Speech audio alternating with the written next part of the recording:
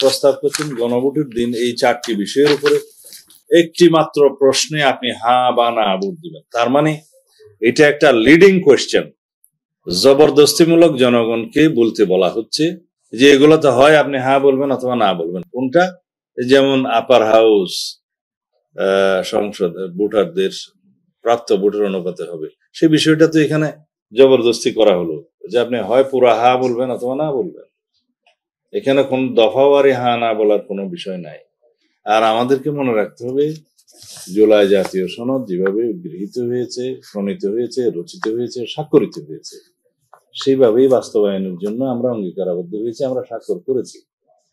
এখান থেকে বিচ্যুত হওয়া মানে হচ্ছে এই জুলাই জাতীয় সনদের লঙ্ঘন করা, এবং লঙ্ঘন কে করছেন? যিনি মাননীয় প্রধান উপদেষ্টা নিজে স্বাক্ষর করেছেন তিনি।